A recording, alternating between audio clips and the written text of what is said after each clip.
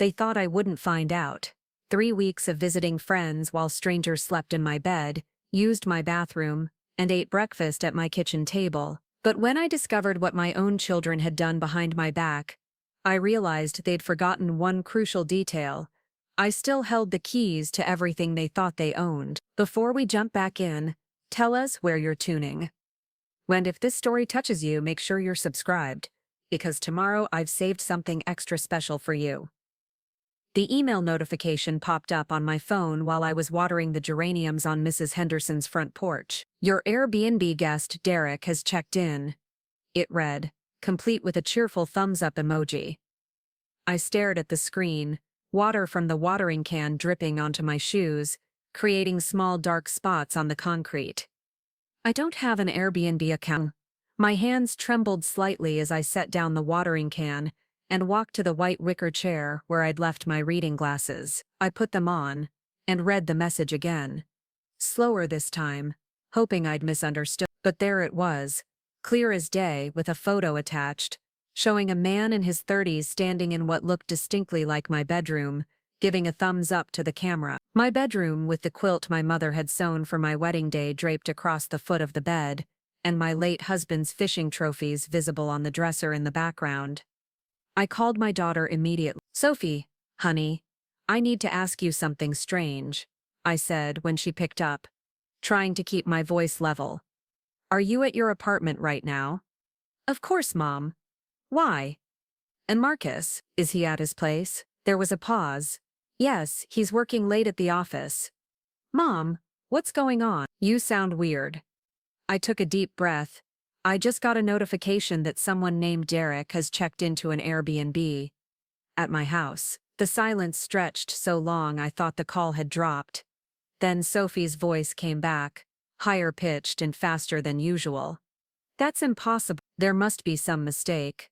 Maybe it's a scam email or something. But I was already walking.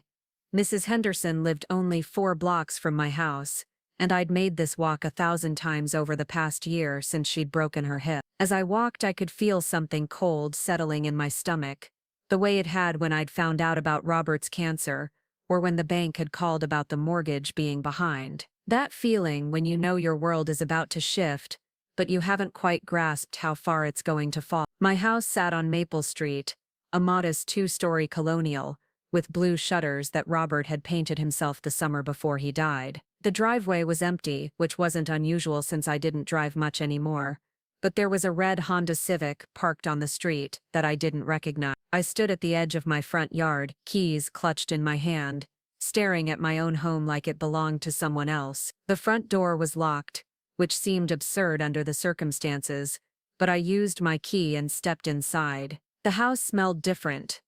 Not bad, exactly, but unfamiliar. Like someone else's laundry detergent and a cologne I didn't recognize. I walked through the living room, noting that the throw pillows were arranged differently, and there was a coffee mug on the side table that wasn't one of mine. The voices came from upstairs. A man's voice laughing, and then the sound of someone typing on a laptop. I climbed the stairs slowly, each step creaking in the familiar way that usually comforted me, but now sounded like an alarm, announcing my presence in my own home. My bedroom door was open. A man who looked to be in his early 30s sat on my bed, laptop balanced on his knees, talking animatedly into his phone. He was wearing jeans and a polo shirt, and his suitcase was open on the floor beside my dresser. When he saw me standing in the doorway, his face went from cheerful to confused, to slightly alarmed. "Oh hey," he said, ending his call quickly. "Are you the cleaning lady?" I wasn't expecting anyone today. I blinked at him. "I'm Mabel Crawford. This is my house." His eyebrows shot up. "Your house? But I booked this room through Sophie. She said she was the homeowner. I paid $300 for the week." He pulled out his phone and showed me a screen full of messages. "Look, here's our whole conversation. She even sent me the door code." I stared at the messages, reading my daughter's name at the top of the conversation thread. The profile picture showed a stock photo of the house, taken from an angle that made it look larger and more upscale than it actually was. The listing described it as charming family home in quiet neighborhood, perfect for business travelers and tourists. Host Sophie is friendly and responsive. She gave you a door code, I asked. Yeah, for the smart lock. Said it was easier than coordinating key pickup. He gestured toward the front door. Worked perfectly. I thought about the new doorknob that had appeared on my front door 2 months ago. Sophie had said it was a security upgrade, a birthday gift, to help me feel safer living alone. She'd insisted on programming it herself, saying the technology was too complicated for someone my age to figure out. Derek was still talking, explaining about his business trip, and how he'd specifically chosen this place because the host had assured him it would be quiet and private. But I wasn't really listening anymore. I was thinking about all the times in the past month that Sophie and Marcus had encouraged me to visit my sister in Portland, or to take that senior center day trip to the coast, or to spend a few days helping with Mrs. Henderson. How they'd both insisted I needed to get out more, socialize, stop staying cooped up in the house all the time. I think there's been a misunderstanding, I said finally. This is my bedroom, my house, I live here. Derek's face went pale. But Sophie said, she owned the place. She's been renting it out for weeks. I'm not the first guest. He scrolled through his phone frantically.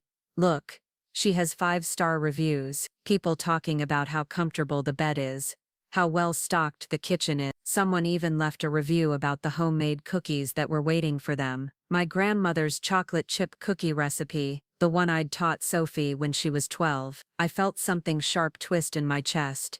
How many weeks? I asked. I don't know. Let me check. He tapped his phone. Looks like the first review was posted about 3 weeks ago. There have been at least 6 different guests since then. 3 weeks, while I'd been dutifully visiting Miss Henderson every other day, taking those senior center trips I didn't really want to take, helping my neighbor organize her late husband's belongings. 3 weeks of strangers sleeping in my bed, using my shower, eating food from my refrigerator. Strangers who thought my daughter owned my house. I need to make some phone calls, I said. Would you mind giving me a few minutes? Derek was already packing. This is crazy. I'm so sorry. I had no idea. Sophie seemed so legitimate, so professional. She answered all my questions, sent me check-in instructions, even recommended restaurants in the area. I walked downstairs and sat in Robert's old recliner, the one piece of furniture my children had never suggested I replace or donate. My hands shook as I dialed Marcus's number. Mom, didn't Sophie just talk to you? Is everything okay? Marcus, I need you to tell me the truth. Have you and Sophie been renting out my house on Airbnb? The pause was so long I could have counted to 20. When he finally spoke, his voice had that careful tone he'd used as a teenager, when he'd been caught doing something he shouldn't. Mom, let me explain. That's a yes. It's not what you think. We were trying to help. You've been so lonely since Dad died, and we thought getting you out of the house more would be good for you. The rental income was just covering your expenses while you were gone. It wasn't like we were keeping the money. You thought I was too lonely, so you rented out my bedroom to strangers. We were going to tell you eventually. We just wanted to see if it worked out first. Sophie set everything up, made sure the guests were respectful, thoroughly vetted. She even cleaned the house after each stay, so you'd never know. I looked around my living room, noticing details I'd missed before. The vacuum lines in the carpet were different from how I usually made them. The magazines on the coffee table were stacked differently. Even the angle of the reading lamp had been adjusted. How much money, Marcus? How much have you made renting out my house? Another pause. I don't know the exact amount. Sophie handles all the financial stuff. But it's not about the money, Mom. It's about getting you involved in life again. I hung up without saying goodbye, and immediately called Sophie. This time she didn't answer. I called again. Voicemail. I tried Marcus back, but he didn't pick up either. Derek came downstairs with his suitcase, looking embarrassed and uncomfortable. I've canceled the rest of my stay and booked a hotel room. I'm really sorry about this whole situation. Your daughter seemed so nice and professional. I honestly had no idea this wasn't legitimate. I walked him to the door, apologizing repeatedly, even though none of this was my fault. After he left, I stood in my living room, looking at my own home like I was seeing it for the first time. Everything was in its place, but nothing felt right. The house that had been my sanctuary, the place where I'd raised my children and cared for my dying husband. Preparing and narrating this story took us a lot of time. So if you are enjoying it, subscribe to our channel. It means a lot to us. Now, back to the story. Had been turned into a commodity without my knowledge or consent. I walked upstairs to my bedroom and sat on the edge of the bed. The comforter was made military crisp, the way I never made it. Sophie had always been particular about things like that, even as a child. I opened the drawer of my nightstand and found everything exactly where I'd left it. My reading glasses case, the bottle of lotion, the photo of Robert and me on our 30th anniversary. But somehow knowing that strangers had been sleeping 2 feet away from these intimate pieces of my life made me feel violated in a way I couldn't quite articulate. My phone buzzed with a text from Sophie. "Mom, Marcus told me what happened. Can we please talk? There's a lot you don't understand." I turned off my phone and went downstairs to make myself a cup of tea. As I waited for the water to boil, I noticed that my favorite mug, the one with the chipped handle that Robert had bought me at a craft fair years ago, was in the dishwasher. Someone else had used it, washed it, put it away. The violation felt complete. That evening, I sat at my kitchen table with a yellow legal pad and started making lists. Not emotional lists, not angry lists, but factual ones. Dates when my children had encouraged me to leave the house, the new smart lock installation date, the mysterious improvements that had appeared in my home over the past few weeks, the fresh flowers that Sophie said she'd bought just because, the upgraded Wi-Fi that Marcus said was a surprise gift, the new coffee maker that appeared with a note saying it was an early birthday present. I also started thinking about money, not the money they'd made from my house, but the money I'd been giving them, Sophie's car payment, that I'd been covering for the past 6 months, because she said her marketing job wasn't paying enough, the $5,000 I'd lent Marcus for his security deposit on his new apartment, the credit card I'd co-signed for Sophie's business venture, the one that was supposedly going to make her financially independent. But most of all, I thought about the trust fund. Robert had been meticulous about estate planning, especially after his diagnosis. We'd worked with a lawyer to set up a trust that would provide for me during my lifetime and then pass to our children after my death. But he'd also insisted on including what he called a flexibility clause, a provision that allowed me to modify the distribution of the trust assets if circumstances changed. I'd never really paid attention to the details because it had seemed so far in the future, so hypothetical. Now, sitting alone in my kitchen with strangers' fingerprints still fresh on my coffee mug, the flexibility clause didn't seem hypothetical anymore. It seemed like exactly the kind of forward-thinking provision that Robert would have included, knowing that life has a way of revealing people's true character when they think no one is watching. I walked to the den and opened the filing cabinet where we kept all our important paper. The trust documents were in a manila folder labeled estate planning, in Robert's careful handwriting. I spread the pages across his old desk and started reading, really reading. For the first time since we'd signed them, the flexibility clause was on page 7. It was written in the dense legal language that lawyers love, but the basic meaning was clear. I had the authority to modify the trust distribution at any time, for any reason, as long as I followed certain procedural requirements and provided written notice to all beneficiaries. I thought about Derek, frantically packing his suitcase in my bedroom, apologizing for something that wasn't his fault. I thought about the other guests who had stayed here, the ones who had left reviews praising the homemade cookies and the comfortable bed. My cookies baked with ingredients I'd paid for, in my kitchen, my bed with sheets I'd washed and pillowcases I'd ironed. But mostly I thought about the casual way Marcus had said, it wasn't like we were keeping the money, as if the fact that they were depositing rental income from my property into their own accounts was somehow a favor they were doing me. I folded the trust documents and put them back in the folder. Then I walked upstairs, changed into my nightgown, and went to bed, but I didn't. I lay there thinking about all the ways my children had been managing my life lately, all the decisions they'd been making for me, all the times they'd told me what was best for me, without bothering to ask what I want. I thought about the conversation I'd overheard between them at Christmas, when they didn't know I was listening. Sophie saying something about how I was getting fragile, and Marcus agreeing that they needed to start taking more responsibility for Mom's situation. At the time, I'd been touched by their concern. Now I wondered if they'd been talking about taking responsibility for my situation, or taking control of it. The next morning, I woke up with a clarity I hadn't felt in months. I made coffee in my apparently upgraded coffee maker, sat at my kitchen table, and called the lawyer who had helped Robert and me set up the trust. "Mrs. Crawford," he said warmly when his secretary put me through.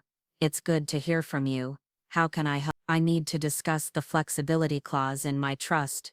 Specifically, I need to understand exactly what I can and cannot do with those provisions." There was a pause. "Of course. Are you thinking about making some changes?" "I'm thinking about a lot of things," I said. "But first, I need to understand my options." An hour later, I had my answers. The flexibility clause was even more comprehensive than I'd realized. I could modify not just the final distribution of the trust assets, but also any ongoing financial support that was being provided to beneficiaries during my lifetime. The lawyer explained that Robert had insisted on these broad powers specifically to ensure that I would never be left without recourse if circumstances changed. He was very concerned about protecting your autonomy. The lawyer said he wanted to make sure you always had the ability to make decisions about your own financial affairs, regardless of what anyone else thought was best for you. After I hung up with the lawyer, I called my bank and asked them to send me detailed statements for all my accounts for the past 6 months. Then I called my credit card company and asked for the same thing. I wanted to see exactly how much money had been flowing from my accounts to my children's lives. While I waited for the statements to arrive, I did something I hadn't done in years. I went through my house room by room, taking inventory, not just of my possessions, but of my life. The photos on the walls, the books on the shelves, the dishes in the cabinet, everything that made this place mine. In the guest bedroom, I found a small stack of thank you notes from Airbnb guests, tucked into the desk drawer. Notes praising Sophie's hospitality, thanking her for the fresh towels and the local restaurant recommendations. One guest had even left a small gift, a scented candle with a note saying, "Thank you for making our stay so comfortable. Your home is beautiful." But it wasn't Sophie's home. It was mine. That afternoon, Sophie finally called back. "Mom, please let me explain. I know this looks bad, but everything we did was for you." "Tell me about the money, Sophie." "What money?" "The money you've been collecting from renting out my house. Where is it?" She sighed. "It's in a separate account. We were saving it for you, for expenses and things you might need. We weren't spending it on ourselves." "Show me the account." "What? If you've been saving this money for me, in a separate account, then show me the account." "I want to see the statements." Another pause. "It's not that simple. The account is set up under the business license I got for the rental, for tax purposes. But the money is there, I promise."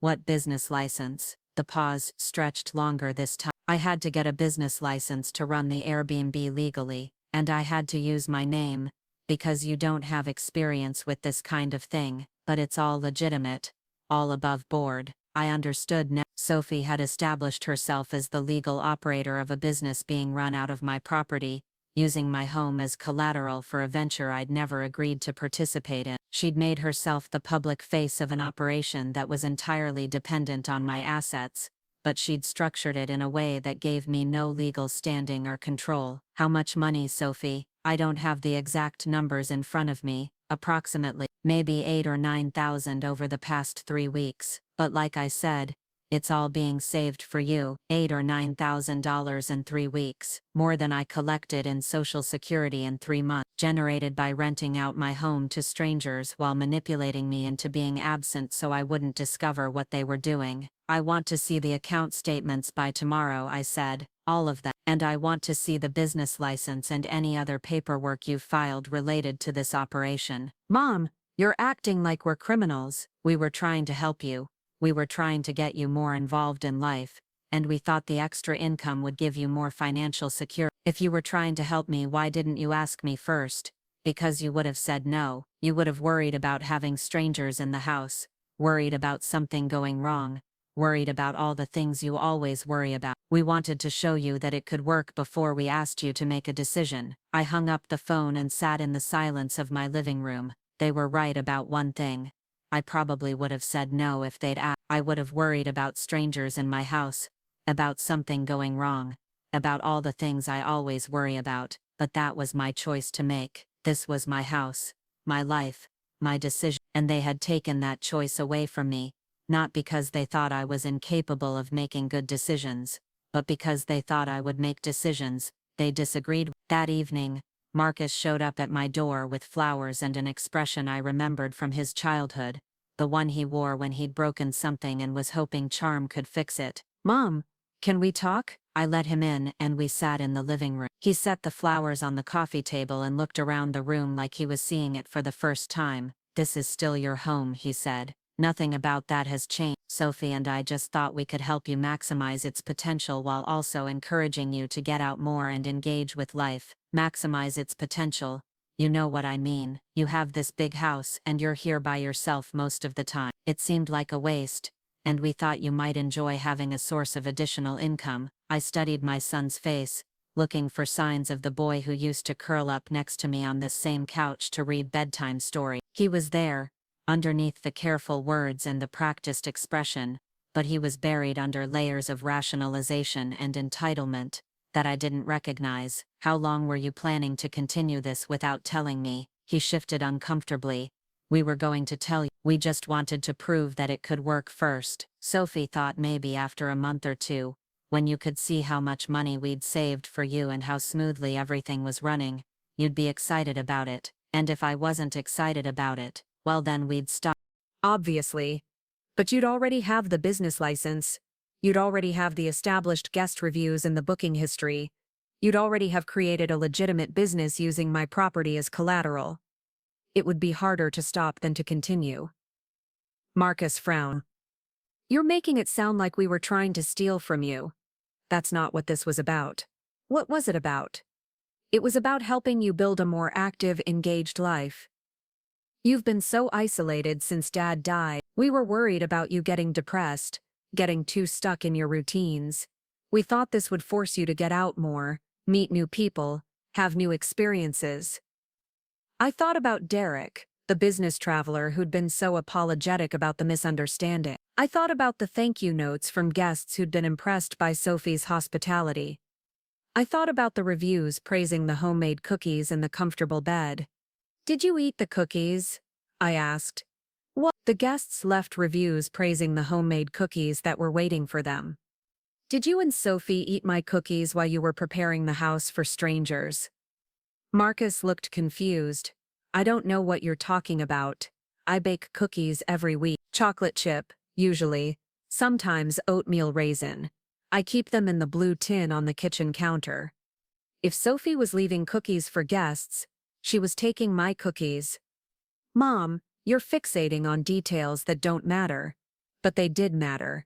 Every detail mattered. The cookies were just one small thing, but they represented something larger. My children hadn't just taken my house, they'd taken my hospitality, my baking, my care, and presented it to strangers as their own offering. "I want you to leave now," I said, "both of you. I want you to cancel any future bookings, refund any deposits, and shut down the Airbnb account. I want my house back." Marcus's face tightened. "Mom, I think you're overreacting. This isn't the disaster you're making it out to be. No one got hurt. Nothing was damaged. We actually improved a few things around the house, upgraded some stuff that needed upgrading anyway. Get out. Let's just talk about this rationally. Get out of my house." He stood slowly, like he was giving me time to change my mind. When I didn't, he picked up the flowers he'd brought and walked toward the door. "We love you, Mom. Everything we did was because we love you and want what's best for you. If you loved me, you would have asked me first." After he left, I deadbolted the front door and went upstairs to my bedroom.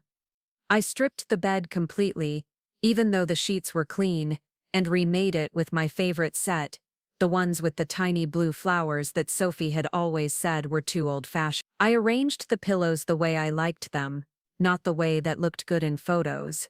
I moved Robert's picture back to the exact spot on the nightstand where it belonged. Then I sat on the edge of my bed and called the lawyer again. I want to execute the flexibility clause, I said. I want to modify my trust. Are you sure about this, Mrs. Crawford? These changes can be difficult to reverse, I'm sure. How soon can we meet? The lawyer's office smelled like leather and old paper. The kind of smell that makes you feel like important decisions have been made within these walls for decades. I sat across from Margaret Thornfield, the estate attorney who had helped Robert and me navigate the complexities of our financial planning 5 years ago. She had aged gracefully, her silver hair pulled back in a neat chignon, her reading glasses perched on the end of her nose as she reviewed the documents spread across her mahogany desk. The flexibility clause your husband insisted on including is quite comprehensive, she said, tapping her pen against the legal pad where she'd been taking notes. Most people don't think to include provisions this broad, but Robert was very specific about wanting to ensure you maintained complete control over your assets throughout your lifetime. I remembered that conversation now, sitting in this same office while Robert held my hand and asked detailed questions about scenarios that seemed far-fetched at the time. What if our children made poor financial decisions? What if they tried to pressure me into arrangements I wasn't comfortable with? What if circumstances changed in ways we couldn't predict? Margaret had explained each clause patiently, and Robert had nodded seriously, as if he could see into a future I couldn't imagine. He said something to me that day, I told Margaret. He said that the worst financial abuse often comes from the people who love you most, because they convince themselves they're doing it for your own good. Margaret nodded grimly. Your husband was a wise man. I see this situation more often than you might think. Adult children who gradually take control of their parents' assets, always with the best of intentions, until the parent realizes they've lost autonomy over their own life. She pulled out a fresh legal pad and uncapped her pen. Now, let's talk about exactly what changes you want to make to the trust. I had spent the previous 3 days thinking about this moment, making lists and checking bank statements that had arrived in the mail. The numbers were worse than I had imagined. Sophie's car payment that I'd been covering wasn't just a temporary arrangement to help her get back on her feet. It had been going on for 8 months. The credit card I'd co-signed for her business venture had a balance of nearly $15,000, with charges for everything from designer handbags to expensive dinners. Marcus's security deposit loan had somehow turned into ongoing rental assistance. I'd been sending him money every month for half a year without realizing it. I want to remove both Sophie and Marcus as primary beneficiaries, I said, my voice steadier than I felt. I want to establish a new structure that requires them to demonstrate actual respect for my autonomy before they receive anything. Margaret made notes as I spoke. What kind of demonstration did you have in mind? I pulled out a folder I'd prepared, containing printouts of the Airbnb listing, photos of the business license Sophie had obtained without my knowledge, and a timeline I'd constructed of all the times they'd encouraged me to leave the house over the past month. I want them to understand that trust isn't automatic just because we share DNA. I want them to earn it back. That's certainly possible within the framework of your trust. We could establish conditional inheritance provisions, requiring specific actions or behaviors before distribution. What would you want those conditions to be? I had thought about this carefully. First, they need to provide a complete accounting of all money they've earned using my property, and transfer it to an account under my control. Second, they need to dissolve the business license and any other legal arrangements they've created using my house as collateral. Third, they need to acknowledge in writing that they violated my trust and explain how they plan to rebuild it. Margaret nodded approvingly. Those are reasonable and enforceable conditions. What happens if they refuse to meet these requirements? Then their inheritance goes to other people who have actually shown me respect and consideration over the years. I thought about Miss Henderson, my elderly neighbor who had never once suggested that I didn't know what was best for myself. I thought about Janet, My hairdresser who always asked about my life and listened to my answers like they mattered. I thought about the young woman at the grocery store who helped me load heavy bags into my car and never acted like my inability to lift 50 pounds of groceries meant I was incapable of managing my own affairs. I have some ideas about alternative beneficiaries, people who have treated me like a complete human being rather than a problem to be managed. Margaret smiled. I think your husband would be proud of you for using the tools he gave you to protect yourself. We spent the next 2 hours drafting the language for the trust modification. Margaret explained each section carefully, making sure I understood not just what the changes meant, but how they would be enforced and what recourse I would have if my children tried to challenge them legally. The beauty of the original trust structure is that it gives you broad discretionary power, she said. Your husband specifically designed it so that you wouldn't need anyone's permission or approval to make changes. You're not taking anything away from your children that was legally theirs.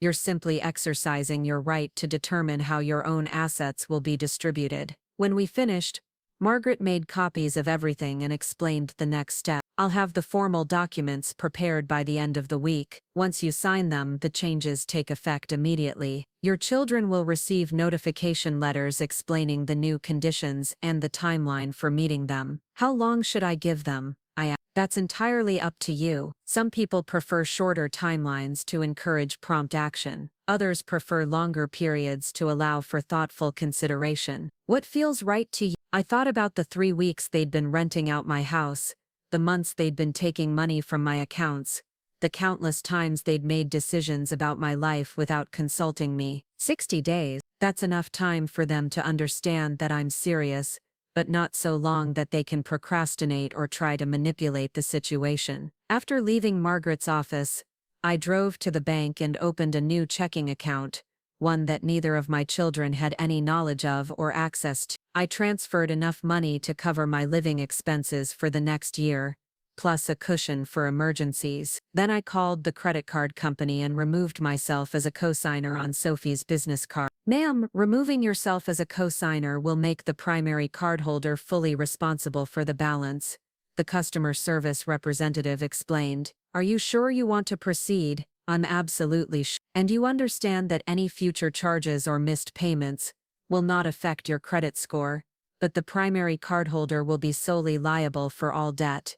That's exactly what I want. I also called the bank that held Marcus's auto loan, the one I'd been co-signing payments for, and removed myself from that arrangement as well. It felt strange, cutting these financial ties that had seemed like natural expressions of maternal love just a week ago. But I was beginning to understand the difference between helping my children and enabling them to take advantage of me. That evening, I sat in my living room with a cup of tea and thought about the conversation I'd overheard at Christmas, the one where Sophie and Marcus had discussed taking more responsibility for my situation. I wondered now if they'd been planning this Airbnb scheme even then, already seeing my house as an underutilized asset rather than my home. My phone rang, interrupting my thoughts. It was Sophie.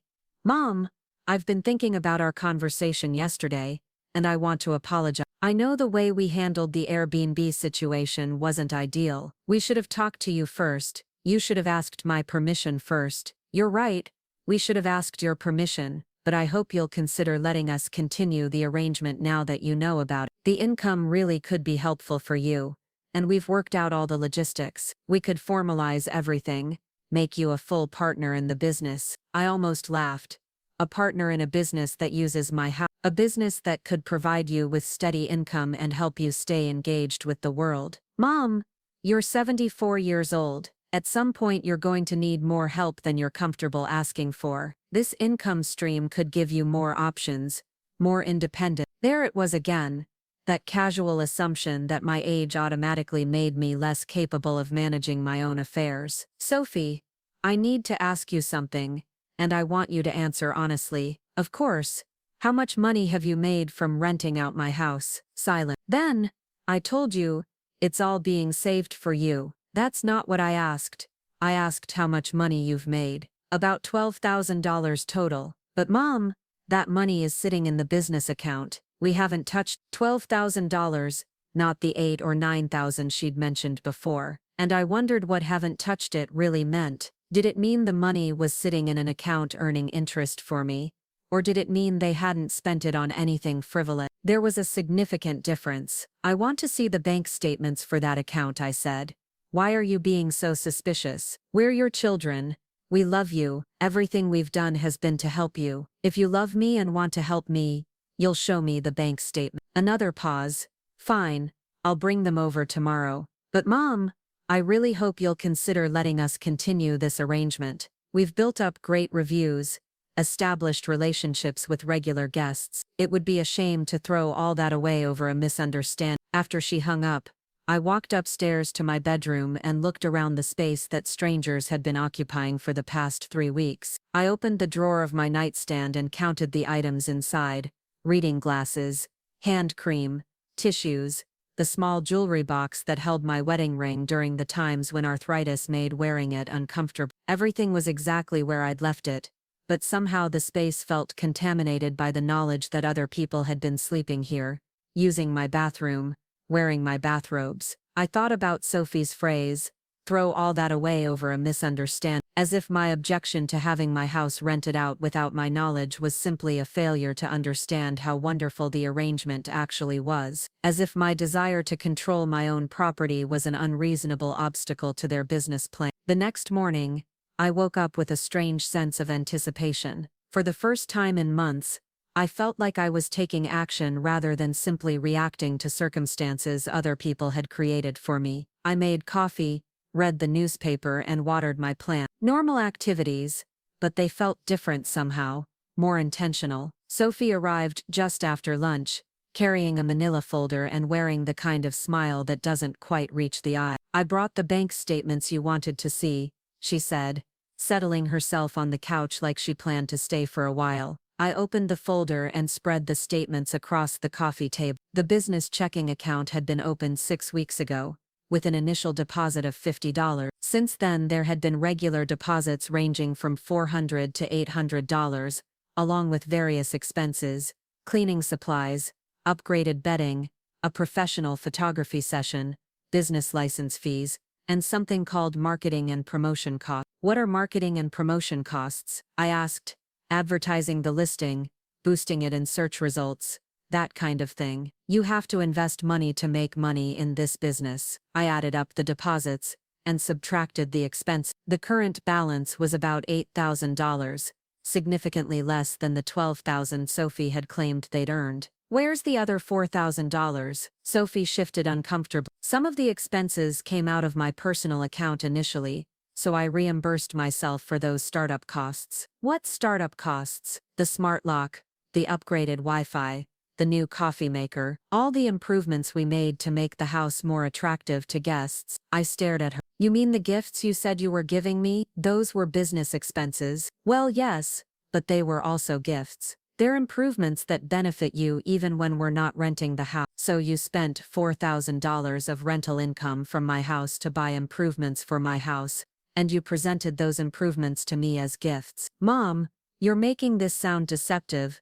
but it's really just good business practice. We invested the initial rental income back into the property to make it more competitive. That's how you build a sustainable business. I gathered up the bank statements and put them back in the folder. Whose name is on this business checking account? Mom. But like I said, it's being held for you, and the business license, also in my name, but only because I'm the one managing the day-to-day operations. And the Airbnb account.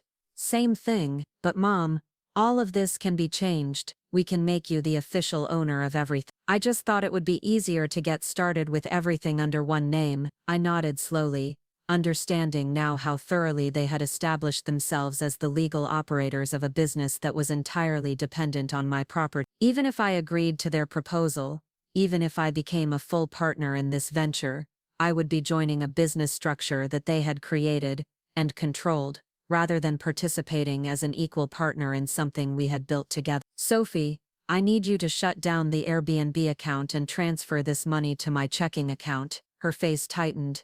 Mom, please think about this carefully. You're throwing away a good income stream because you're upset about how it started, but the past is the past. What matters now is moving forward in a way that benefits everyone. It benefits you and Marcus. I don't see how having strangers sleep in my bedroom benefits me. it benefits you financially. This income could make a huge difference in your retirement security. I thought about my bank statements, about the monthly transfers I'd been making to cover Sophie's car payment and Marcus's rent. I think I'm already providing enough retirement security, just not for myself. Sophie's expression hardened. What's that supposed to mean? It means I've been supporting both of you financially for months, and now you want me to be grateful that you found a way to generate income, using my house to cover the expenses I've been paying for you. That's not fair. We never asked you to help with our expense. You didn't have to ask, you just stopped paying them, and waited for me to cover the bills. We sat in silence for a moment, the weight of this acknowledgement settling between us. Sophie looked down at her hands, and for the first time since this whole situation began, she looked genuinely uncomfortable rather than simply defensive. We weren't trying to take advantage of you, she said finally. Things have been tight for both of us, and we thought this Airbnb thing could help everyone. We could reduce our dependence on your help while creating a new income stream for you. By using my property without my permission and lying to me about where you were getting the money to repay me. We weren't lying. We were trying to solve the problem before we had to admit there was a problem. I understood this logic, the same reasoning that had probably justified every step of their deception. Don't tell Mom about the financial problems because she'll worry. Don't tell Mom about the financial problems because she'll worry. Sophie, I want you to cancel all future bookings and close the Airbnb account by the end of this week. Mom, please, we've worked so hard to build this up. The reviews are fantastic. We have repeat customers. Everything is running smoothly. Can't we at least try it officially, with your full knowledge and participation? No, why not? Give me one good reason why this arrangement doesn't make sense for everyone involved. I looked at my daughter, this woman I had raised and loved and supported through every challenge of her adult life, and realized that she genuinely didn't understand why I might object to having my home turned into a commercial enterprise without my consent. Because it's my house, and I should get to decide how it's used, but you're not using it efficiently. You're here by yourself most of the time, and there are 3 empty bedrooms that just sit vacant while you could be earning money from them. That's my choice to make, but it's not a rational choice. You're choosing emotional comfort over financial opportunity, and there it was, the fundamental disagreement that explained everything else. Sophie saw my attachment to my home, my desire to control my own living space, my preference for privacy over profit, as irrational emotions that needed to be managed rather than legitimate preferences that deserved respect. I don't have to be rational, I said. I have to be comfortable. And I'm not comfortable with strangers in my house. Sophie stood up, her frustration finally breaking through her carefully controlled demeanor. Fine, if that's really what you want, I'll shut everything down. But I think you're making a mistake. I think you're letting pride interfere with practical thinking. After she left, I sat alone in my living room, holding the folder of bank statements and thinking about the word efficient. According to Sophie's logic, I was using my house inefficiently, because I wasn't maximizing its income-generating potential. But efficiency had never been my goal for this space. Comfort was my goal, security was my goal. Having a place that belonged entirely to me, where I could move through my daily routines without considering how my actions might affect someone else's experience or business rating. I thought about Robert, about the conversations we'd had while he was dying about what my life would look like after he was gone. He'd worried about me being lonely, but he'd never suggested that the solution was to fill our house with strangers. He'd worried about me being financially secure, but he'd structured our assets to give me control rather than efficiency. The phone rang, interrupting my thoughts. It was Marcus. Mom, Sophie told me about your conversation today. I think there might be some misunderstanding about our intention. I don't think there's any misunderstanding. You rented out my house without my permission, established a business using my property as collateral, and lied to me about your reasons for encouraging me to leave home. We didn't lie. We just didn't tell you everything at once because we wanted to prove the concept first. That's lying, Marcus. It's strategic communication. We knew you'd have concerns, so we wanted to address those concerns with concrete evidence that the arrangement could work smoothly. Strategic communication, as if my objections to having my bedroom rented out to strangers were simply public relations problems to be managed rather than legitimate concerns to be respected. Marcus, how much money do I send you each month? What does that have to do with anything? How much? A pause. You help with my rent sometime, and you covered my car repair last month. But Mom, I pay you back when I can. When was the last time you paid me back for anything? Another pause, longer this time. Things have been tight, but this Airbnb income could help me get caught up on what I owe you. By renting out my house, by using an underutilized asset to generate income for everyone involved. There was that word again. Underutilized, as if my desire to live in my own house without commercial activity was a failure to optimize my resources, rather than a personal preference about how I wanted to spend my remaining years. Marcus, I want you to understand something clearly. I'm 74 years old, I've worked hard my entire life, saved money, invested wisely, and planned carefully for my retirement. I don't need to rent out my bedroom to strangers to maintain my lifestyle. I need my children to stop treating my assets like their inheritance, while I'm still alive to control them. Nobody's treating your assets like inheritance. We're trying to help you make smart financial decisions, without consulting me about what I consider smart, because we knew you'd say no without considering the benefits. That's my right. It's my house and my decision. Marcus sighed. Okay. Fine. Sophie's shutting down the Airbnb. But I hope you'll reconsider once you see how much income you're giving up. After I hung up, I walked upstairs to my bedroom and stood in the doorway, looking at the space that would finally be mine again. I thought about Derek, the confused business traveler who had been so apologetic about the misunderstanding. I thought about all the other guests who had slept here, used my shower, made coffee in my kitchen, believing they were customers of a legitimate business rather than unknowing participants in my children's deception. Tomorrow, I would change the smart lock code. I would reclaim my space, my privacy, my right to move through my own home without wondering what evidence I might be leaving behind for someone else's customer review. It felt like a small victory, but an important one. That evening, I called Margaret Thornfield to check on the progress of the trust modifications. The documents are ready for your signature, she said. Would you like to schedule an appointment for tomorrow? Yes, I said. And Margaret? I want to add one more provision. What did you have in mind? I want to include language specifically prohibiting any future use of trust assets or trust-related property for commercial purposes without explicit written consent from the trustee. That's a wise addition. It will prevent any future situations like the one you're dealing with now. That's exactly the point. The next morning, I woke up feeling lighter than I had in weeks. Today, I would reclaim legal control of my own assets. Today, I would establish clear boundaries about how my property could and could not be used. Today, I would stop being a victim of my children's strategic communication and start being the author of my own financial story. But first, I had one more conversation to have. I picked up the phone and called my neighbor, Mrs. Henderson. Eleanor? It's Mabel Crawford. I wanted to ask you something.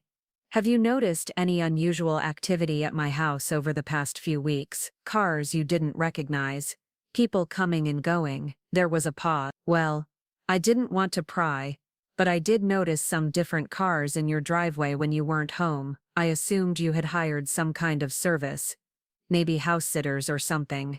Did you ever see Sophie or Marcus there when these strangers were around? A few times. I saw Sophie leaving one morning with cleaning supplies, and Marcus was there one evening talking to a young man on your front porch. I thought maybe they were helping you with some kind of home business. A home business. Even my neighbors had assumed that what they were witnessing was legitimate, authorized commercial activity rather than an elaborate deception. Sophie and Marcus had been so careful to maintain appearances, to make everything look official and above board, that no one had thought to question whether I knew what was happening in my own home. Eleanor, I need to tell you something, and I'd appreciate it if you'd keep an eye on things for me going forward. I explained the situation, watching Eleanor's expression change from confusion to shock to anger on my behalf. Those children of yours should be ashamed, she said when I finished. Taking advantage of your trust like that. and making you feel like you were the problem for not wanting strangers in your house. The worst part is that they convinced themselves they were doing me a favor. That's how abuse always works, isn't it? The person doing it always has a good reason. Abuse? I hadn't thought of it in those terms before. But Eleanor was right. My children had systematically undermined my autonomy, violated my privacy, used my assets for their benefit, and manipulated me into compliance, all while telling themselves and me that they were acting out of love and concern. The fact that their intentions were good didn't change the fact that their actions were harmful. "What are you going to do now?" Eleanor asked. "I'm going to make sure it never happens again." That afternoon, I sat in Margaret Thornfield's office and signed the documents that would restructure my trust according to my own priorities, rather than my children's assumptions about what was best for me. The modifications were comprehensive. Sophie and Marcus were removed as primary beneficiaries and replaced with conditional inheritance provisions that required them to demonstrate respect for my autonomy before receiving anything. The trust assets would be protected from any future commercial use without my explicit consent, and if my children chose not to meet the conditions I had established, their inheritance would go to people who had consistently treated me like a competent adult, rather than a problem to be managed. "How do you feel?" Margaret asked, as she notarized the final document. "Like I'm finally fighting back instead of just enduring." "Your children are going to receive notification letters next week explaining the changes and the conditions they need to meet. Are you prepared for their reaction?" I thought about Sophie's frustration when I refused to see the logic of her business plan. I thought about Marcus's insistence that strategic communication was different from lying. I thought about the casual way they had both dismissed my concerns as irrational emotional responses to obviously beneficial arrangements. "They're going to be angry," I said. "They're going to accuse me of being vindictive and unreasonable. They're going to tell me I'm making decisions based on hurt feelings rather than practical consideration. I'll remind them that practical considerations include respecting other people's right to make their own choices, even when you disagree with those choices. And if they refuse to meet your conditions." I thought about Miss Henderson, who had never once suggested that my age made me less capable of managing my own affairs. I thought about Janet at the hair salon, who always asked about my life like my experiences mattered. I thought about all the people who had treated me with basic respect and dignity, while my own children were busy managing my life for my own good. "Then they'll learn that actions have consequences, even when you're someone's child." Margaret smiled. "I think your husband would be very proud of you. I think he would be proud that I'm finally using the tools he gave me to protect myself." That evening, I sat in my living room with a cup of tea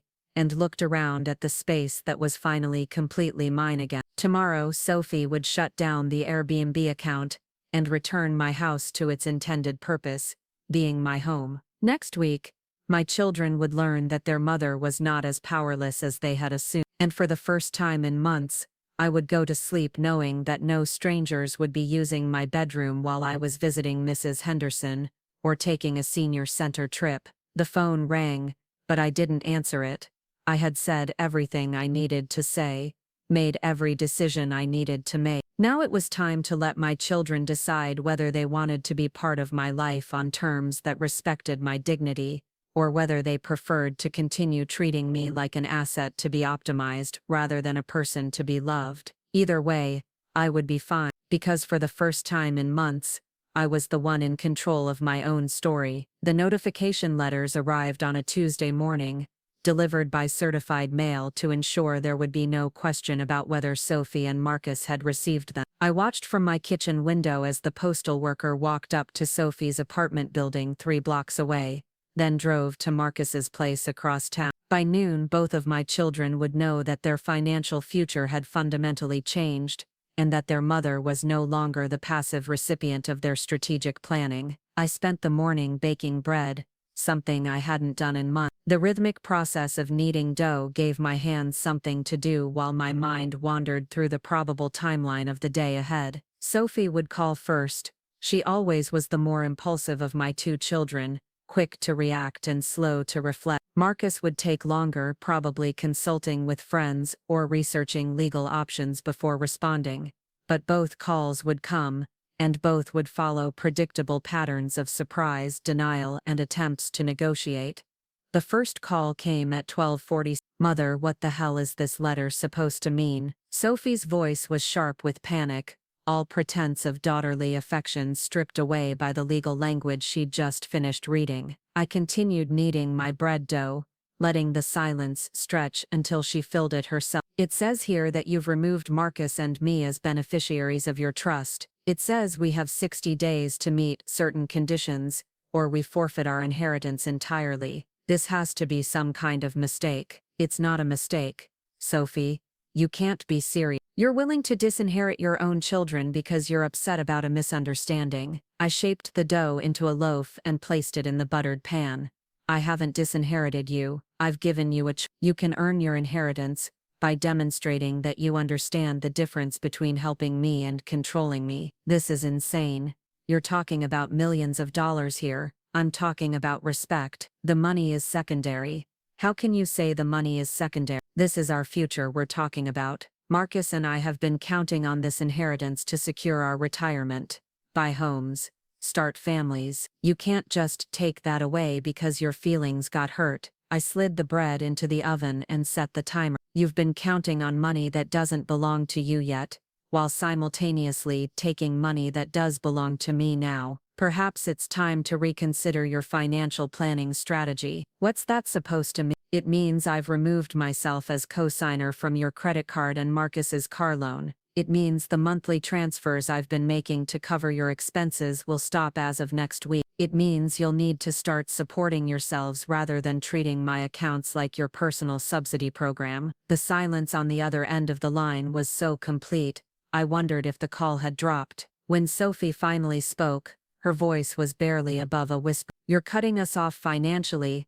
I'm requiring you to be financially independent, the way adults generally are, but I can't afford my rent without your help. My business is just getting started, and the credit card payments are more than I can handle on my own." "Then perhaps you shouldn't have spent $15,000 on a credit card that I was responsible for paying. Those were business expenses, for a business that consisted of renting out my house without my permission. I'm not responsible for subsidizing your business ventures, especially when those ventures involve stealing from me." "We weren't stealing from you. We were trying to create income streams that would benefit everyone." I sat down at my kitchen table and looked out at the garden Robert and I had planted together 15 years ago. The roses were blooming despite my recent neglect, their pink petals bright against the green leaves, life persisting regardless of the chaos around. "Sophie, I want you to listen to me carefully. You established a business using my property as collateral without my knowledge or consent. You manipulated me into leaving my house so strangers could use my bedroom. You presented purchases made with rental income from my property as gifts you were giving me. You structured everything so that you maintained legal control while I bore all the financial risk. If that's not stealing, it's something very close to it. We were planning to make you a full partner once we proved the concept worked, without asking if I wanted to be in business with you, without considering whether I might prefer privacy to profit, without acknowledging that partnership requires consent,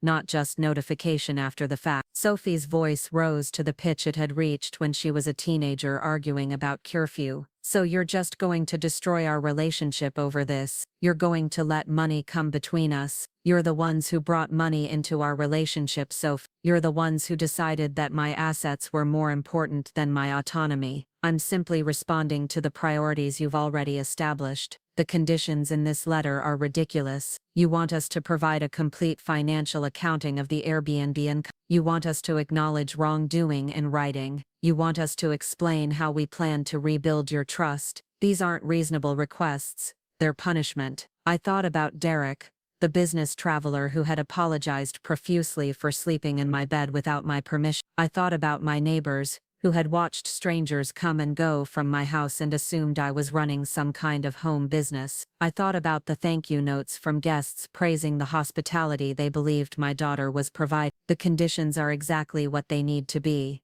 I said. "If you want to inherit money from someone, you need to demonstrate that you respect that person's right to control their own assets while they're alive. But 60 days isn't enough time to meet these conditions. The financial accounting alone will take weeks to compile, Then you'd better start working on it. Mom, please, can't we talk about this? Can't we find some kind of compromise? We are talking about it right now, and the compromise is that you get to choose whether you want to earn your inheritance or forfeit it. That's more generous than you were with my choice about how to use my own house. Sophie hung up without saying goodbye, but I wasn't surprised. When people are accustomed to getting their way through emotional manipulation, they often respond to boundaries with anger rather than reflection. The question was whether that anger would motivate her to meet my conditions, or simply convince her that I was being unreasonable. Marcus called 2 hours later, his voice carefully controlled in the way that meant he was working hard to manage his temper. Mom, I just got your letter. I think we need to have a serious conversation about what you're doing here. We're having it now, not over the phone. This is too important for a phone conversation. I'm coming over. That's fine, but my position isn't going to change based on the setting. We'll see about that. He arrived an hour later carrying a folder and wearing the kind of grim expression that made him look older than his 32 years. I let him in and offered him coffee, which he declined with a sharp shake of his head. Mom, I've been doing some research, and I think you need to understand the legal implications of what you're trying to do here. I understand them perfectly. I consulted with an estate attorney before making any changes. Did you tell this attorney that you were acting out of anger? Did you explain that you're making these decisions while you're emotionally compromised? I studied my son's face, looking for signs of the boy who used to build elaborate Lego cities on my kitchen floor. He was still there, somewhere underneath the careful calculation, but he was buried under layers of adult arrogance that I didn't remember helping to create. I told the attorney that I wanted to restructure my trust to better reflect my values and priorities. She said that was well within my rights as the truster, but estate attorneys have an obligation to ensure that their clients are making decisions with clear judgment. If you were obviously acting out of spite or temporary emotional distress, she should have recommended a waiting period. Are you suggesting that I'm mentally incompetent, Marcus? I'm suggesting that you're making permanent decisions based on temporary feelings. The Airbnb situation is over. Sophie shut down the account yesterday. We've apologized for not handling it better. Why are you escalating this into something that affects our entire family's financial future? I walked to the kitchen and poured myself a glass of water, taking my time to consider how to respond. Marcus followed me, his folder tucked under his arm like evidence in a legal proceeding. The Airbnb situation revealed something important about how you and Sophie view our relationship, I said finally. You see me as someone whose preferences and autonomy are obstacles to be managed, rather than rights to be respected. Shutting down the Airbnb doesn't change that fundamental problem. That's not true. We respect you. We love you. Everything we've done has been motivated by concern for your well-being. Concern for my well-being would have involved asking what I wanted rather than deciding what was best for me. Marcus opened his folder and pulled out several printed pages. I've been looking into the legal definition of undue influence in estate planning. There are specific criteria that courts use to determine whether someone has been pressured into making changes they wouldn't normally make. Are you planning to challenge my trust modifications in court? I'm planning to explore all available options to protect our family's financial security. I set down my water glass and looked directly at him. Let me make sure I understand your position. You believe that my decision to require you to demonstrate respect for my autonomy before inheriting my money constitutes undue influence. I think your decision to essentially blackmail your own children into admitting wrongdoing they don't believe they committed is questionable at best. And what would you call using my house as collateral for a business I didn't consent to participate in? Smart financial planning that you were too stubborn to consider objectively. There it was, the core assumption that had driven everything else. Marcus genuinely believed that my objection to his plans was a character flaw rather than a legitimate preference. He saw my desire to control my own property as stubbornness rather than autonomy. In his mind, I was the obstacle to obviously beneficial arrangements rather than the owner of assets that should be used according to my own priorities. Marcus, I want you to think about something. How would you feel if I moved into your apartment while you were at work and started renting out your bedroom to strangers? That's completely different. You don't live in my apartment, no, but I've been paying a significant portion of your rent for the past 6 months. By your logic, that gives me some ownership stake in how your space is used. His face reddened, The money you've given me was help, not investment. There's a difference, and the money you made renting out my house was business income, not theft. I understand the distinctions you're making. I just don't agree with them. Marcus sat down heavily at my kitchen table and rubbed his temples. Mom, I don't understand why you're doing this. We made a mistake with the Airbnb thing. We acknowledge that, but punishing us financially for the rest of our lives seems like a disproportionate response. I'm not punishing you. I'm giving you an opportunity to demonstrate that you understand why your actions were problematic and that you're committed to treating me with respect going forward. But the conditions you've set are impossible to meet. You want us to provide a complete financial accounting of income that was generated through a business we've already shut down. You want us to admit to wrongdoing in writing, which could have legal implications down the road. You want us to explain how we plan to rebuild trust, but you haven't given us any guidance about what that would look like. I walked to the cabinet and pulled out the folder where I kept copies of all the documents Margaret Thornfield had prepared. I set it on the table in front of Marcus and opened it to the page that outlined the specific conditions for inheritance. The financial accounting requirement is straightforward. You provide bank statements for the business account, receipts for all expenses, and a breakdown of how much money each of you personally received from the rental income. The written acknowledgement doesn't require you to admit to criminal activity. It requires you to acknowledge that you violated my trust and explain how you understand the impact of your action. The rebuilding plan is entirely up to you, but it needs to demonstrate that you understand the difference between helping me and controlling me. Marcus read through the conditions slowly, his frown deepening with each paragraph. This written acknowledgement could be used against us if you ever decided to pursue legal action. Are you worried about legal action because you believe you did something illegal? I'm worried about legal action because you're clearly angry, and people make unpredictable decisions when they're angry. I sat down across from him and folded my hands on the table. Marcus, I need you to understand something. I'm not angry. I'm disappointed. I'm hurt. I'm concerned about what your actions reveal about how you see me and our relationship, but I'm not acting out of anger. I'm acting out of a desire to protect myself from future violations of my autonomy. But these conditions essentially force us to admit we were wrong about everything. They force you to acknowledge that you were wrong about something, specifically that you were wrong to use my property without my permission, wrong to manipulate me into compliance through deception, and wrong to assume that your judgment about my best interest should override my own preferences. And if we refuse to meet these conditions, then you forfeit your inheritance, and it goes to people who have consistently treated me with respect. Marcus stared at the documents for a long moment, then looked up at me with an expression I couldn't quite read. What? Who would get our inheritance if we don't meet your conditions? I had given this considerable thought over the past week, researching the legal requirements for charitable bequests and individual gifts. Part of it would go to Miss Henderson, who has been a kind and respectful neighbor for 15 years. Part would go to Janet, my hairdresser, who has never once suggested that my age makes me incapable of making good decisions. Part would establish a scholarship fund for students who are the first in their families to attend college, and part would go to the senior center, specifically to fund programs that support elderly people's independence, rather than assuming they need to be managed. You'd give our inheritance to your hairdresser. I'd give my money to people who have treated me like a complete human being rather than a problem to be solved. Marcus closed the folder and sat back in his chair. This is really happening. You're really going to disinherit us if we don't jump through these hoops. I'm really going to redirect my assets to people who respect my autonomy, if you choose not to demonstrate that you understand why respect matters. And there's no room for negotiation? No possibility of modifying these conditions? The conditions are exactly what they need to be.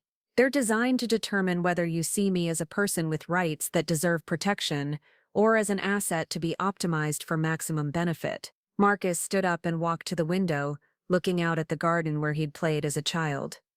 Sophie is going to fight this. She's already talking about consulting with lawyers, maybe challenging your mental competency. Let her I've been thoroughly evaluated by the estate attorney, and my mental competency is well documented. More importantly, challenging my mental state in court would require Sophie to explain why she believes I'm incapable of managing my own affairs while simultaneously arguing that she should inherit the assets I'm supposedly too incompetent to control. She's desperate, Mom. The financial support you've been providing is the only thing keeping her afloat right now. Then perhaps it's time for her to learn to swim. Marcus turned back to face me. What about me? What happens if I meet your conditions but Sophie doesn't? Then you inherit your portion and Sophie forfeits hers. And if neither of us meets the conditions, then neither of you inherits anything, and my assets go to people who have earned them through consistent demonstration of respect and kindness. He nodded slowly, processing the finality of the situation. How much time do we have? 60 days from the date you received the notification letter. And if we need more time, then you'll need to demonstrate that you're making good faith efforts to meet the condition. But Marcus, I want to be clear about something. These conditions aren't designed to be punitive. They're designed to be educational. If you and Sophie truly don't understand why your actions were problematic, then you need more than just time to compile financial documents. You need to fundamentally reconsider how you think about relationships and respect and autonomy. Marcus picked up his folder and walked toward the door. I need to think about this. And I need to talk to Sophie about how we want to handle it. That's fine, but remember that you're each responsible for meeting the conditions individually. This isn't a group project where you can divide the work and share the credit. After he left, I sat in my kitchen and listened to the timer counting down the final minutes of my bread's baking time. The house felt peaceful in a way it hadn't for months.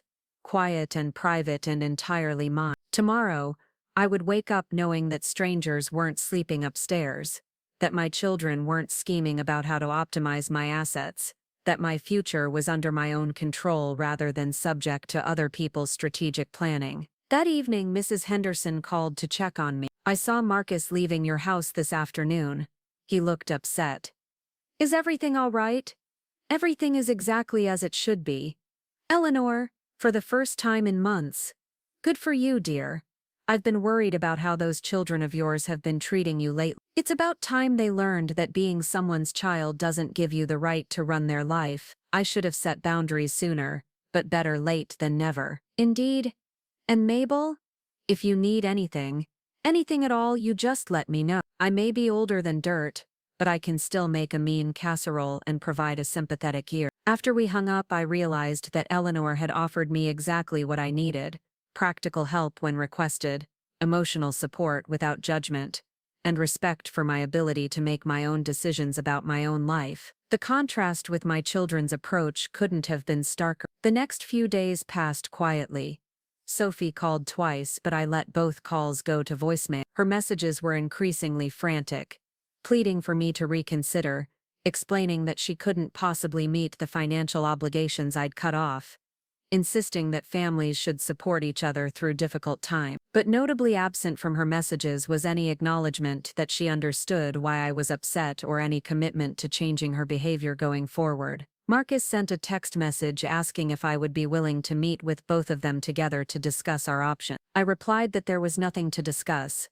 The conditions were clearly stated in the legal documents, and they could either meet them or not. His response was a single word: understood. On Saturday morning, I was working in my garden when a car I didn't recognize pulled into my drive. A woman in her 40s emerged wearing a business suit and carrying a briefcase. She walked up to my front door and rang the bell, then waited patiently while I finished watering my tomatoes and came to answer. Mrs. Crawford?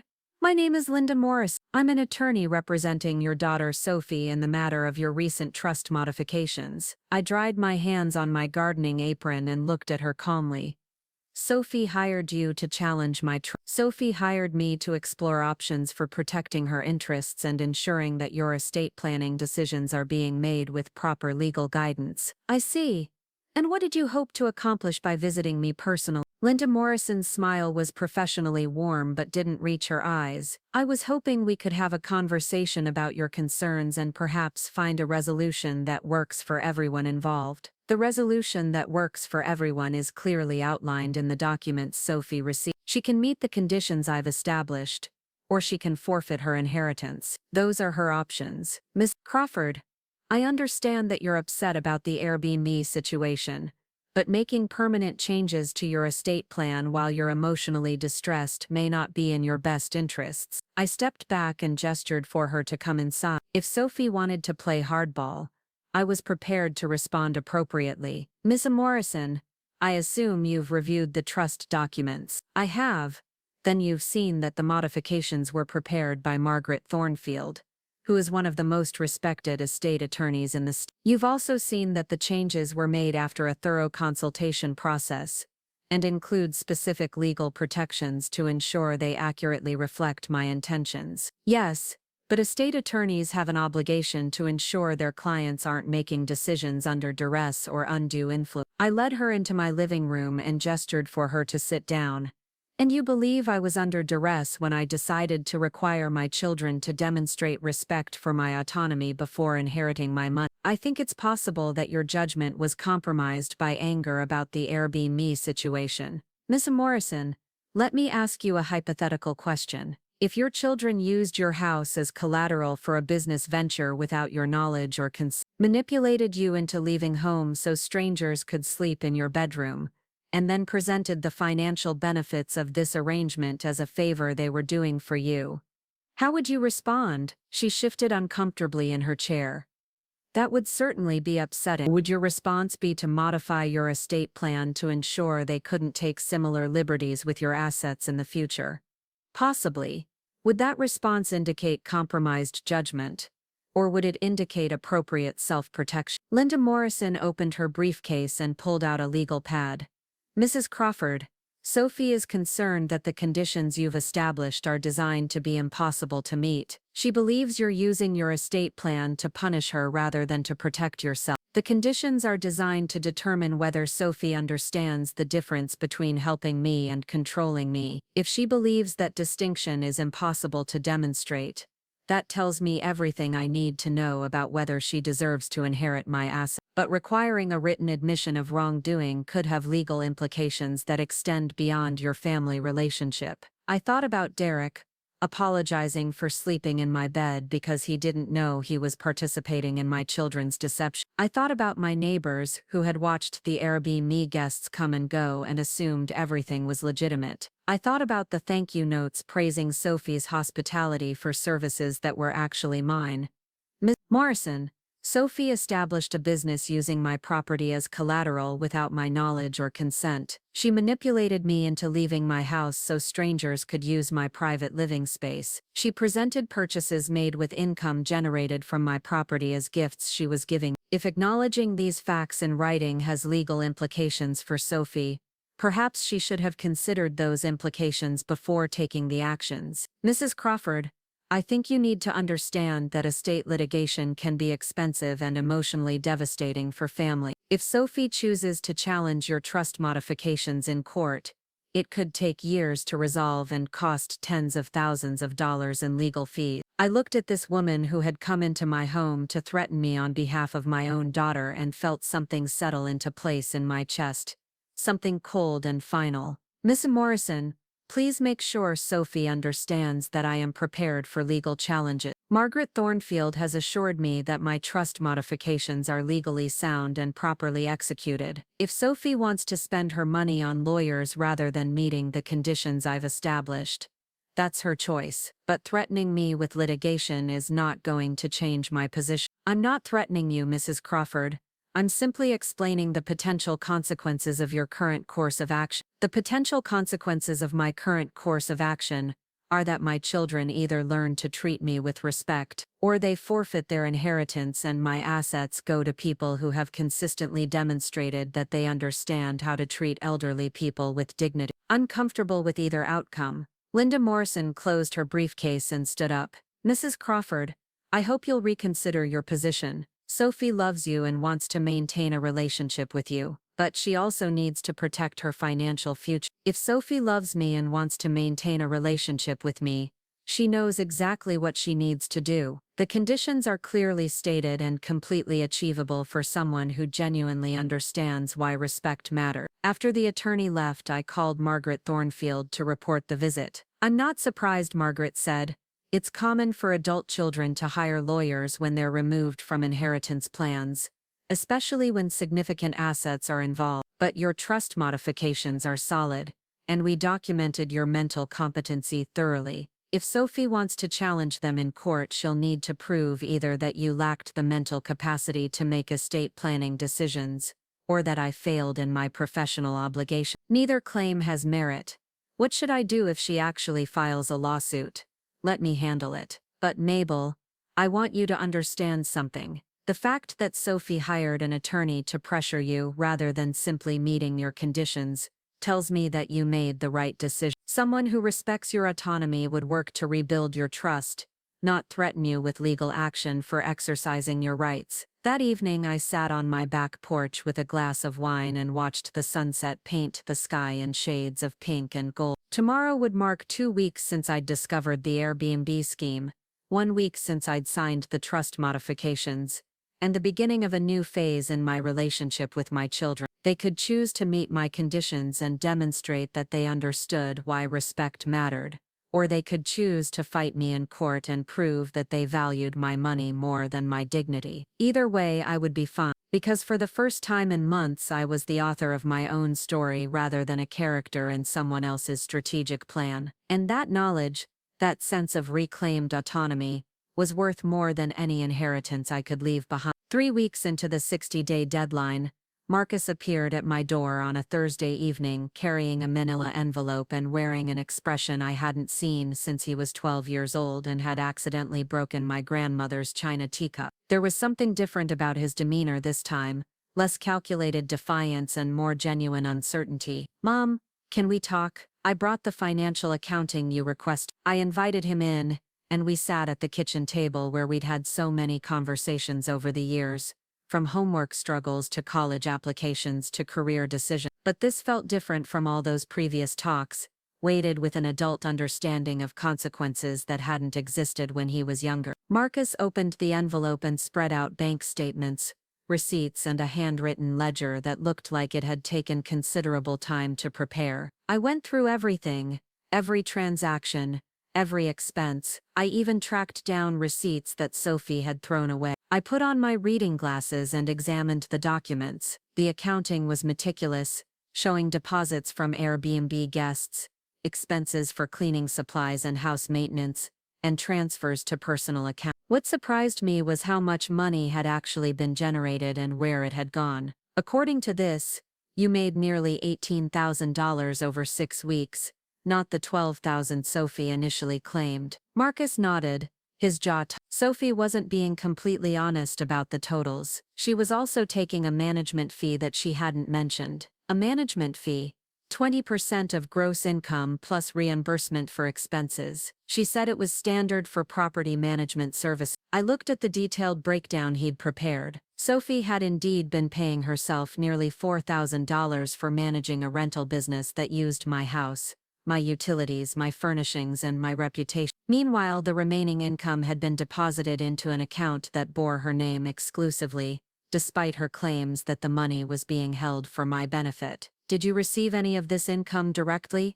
Marcus shifted uncomfortably in his chair. "Sophie gave me $2,000 to help with my rent and car payment. She said it was an advance against future profits." "Future profits from a business neither of you had asked my permission to operate." "Mom, I know how this looks. I know we handled everything wrong. That's why I'm here with this accounting, and why I'm prepared to meet your other conditions as well." I set down the papers and studied my son's face. The arrogance that had characterized our previous conversations was gone, replaced by what looked like genuine recognition of the magnitude of their deception. "What changed your mind?" Marcus was quiet for a long moment, staring at his hands folded on the table. "Sophie's attorney visit backfired. When Linda Morrison came here to pressure you, it made me realize how far this had escalated. We went from making bad decisions about your house to hiring lawyers to threaten you with litigation. That's not who I want to be." And Sophie, has she come to the same realization? "Sophie is convinced that you're being manipulated by your estate attorney. She thinks Margaret Thornfield is taking advantage of your anger to generate legal fees. She's considering hiring a different lawyer,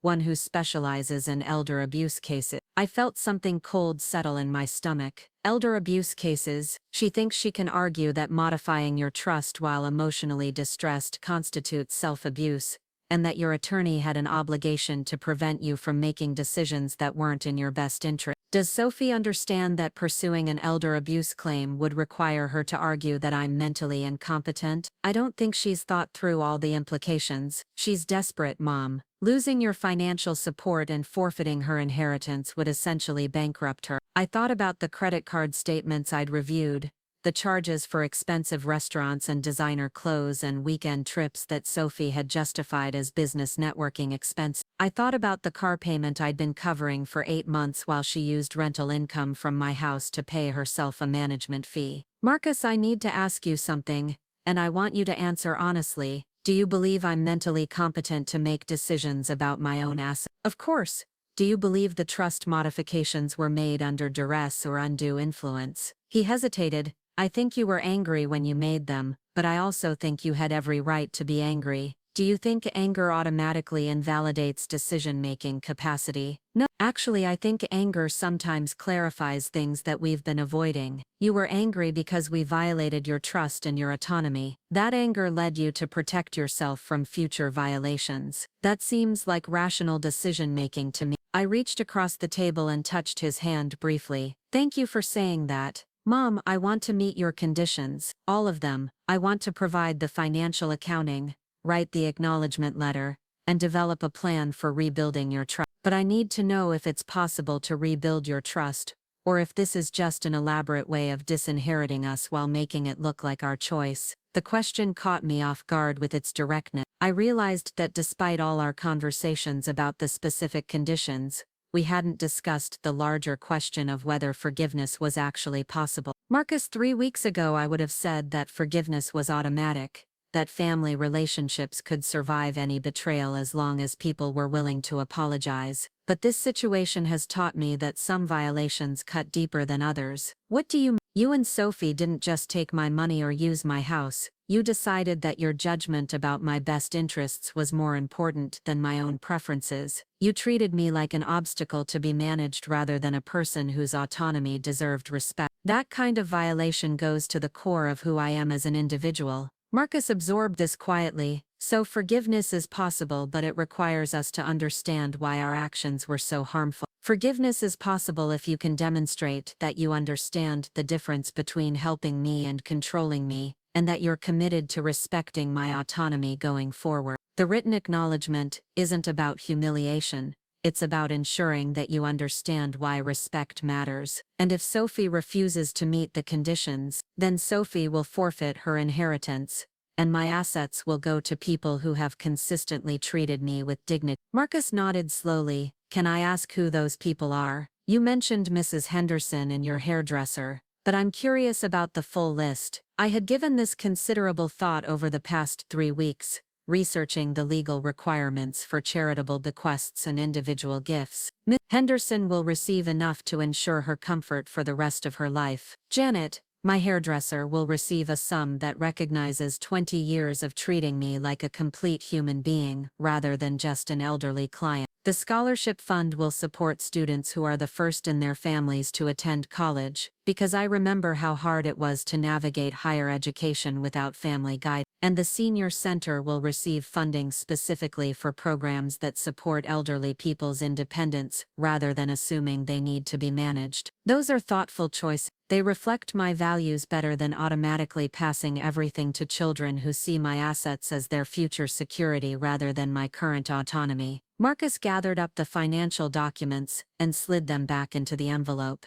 I'm going to meet your conditions. I'm going to write the acknowledgement letter and develop a rebuilding plan that demonstrates I understand why respect matters. I can't speak for Sophie, but I can speak for myself. What will you say in your acknowledgement letter? He thought for a moment. I'll acknowledge that we violated your trust by using your property without permission, that we manipulated you into compliance through deception, and that we prioritized our financial interests over your autonomy. I'll explain that I understand why those actions were harmful, not just because they made you angry, but because they treated you as less than a complete person. And your rebuilding plan, I'll commit to consulting you before making any decisions that affect your life or your property. I'll establish financial independence so our relationship isn't complicated by money, and I'll support your right to make choices I might disagree with, because autonomy means the right to make your own decisions, not just the right to make decisions other people approve of. I felt something loosen in my chest,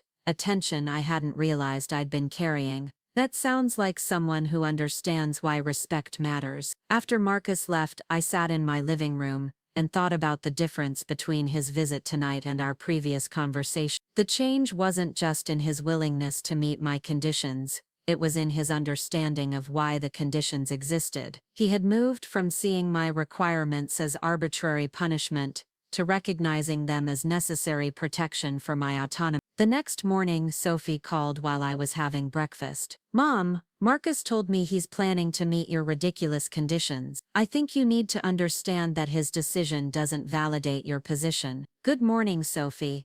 "Don't good morning. We need to talk about what you're doing to this family." "What I'm doing to this family is requiring its members to treat me with respect. What you're doing is using money as a weapon to force compliance with unreasonable demands." Marcus may be willing to humiliate himself by writing some groveling letter admitting wrongdoing he doesn't believe he committed, but I'm not. I buttered my toast carefully, taking time to consider my response. "Sophie, can you explain to me why acknowledging that you used my property without permission constitutes humiliation?" "Because it's not that simple. We didn't use your property, we maximized its potential while encouraging you to live a more active lifestyle. We didn't deceive you. We delayed telling you about arrangements we knew you'd resist until we could prove they worked. We didn't violate your trust. We exercised good judgment on your behalf when you were too stubborn to see the benefits yourself." There it was, the fundamental disconnect that made resolution impossible. Sophie genuinely believed that her version of events was accurate, that my objections were character flaws rather than legitimate preferences, that her judgment about my best interest should override my own autonomy. "Sophie, do you believe I have the right to refuse arrangements that I don't want, even if those arrangements might be financially beneficial?" "I believe you have the right to make informed decisions. But I also believe that when someone is making decisions based on fear or stubbornness rather than logic, the people who love them have an obligation to intervene." "And who decides whether my decisions are based on fear and stubbornness rather than logic?" "People who aren't emotionally invested in maintaining the status quo." "You mean people like you and Marcus?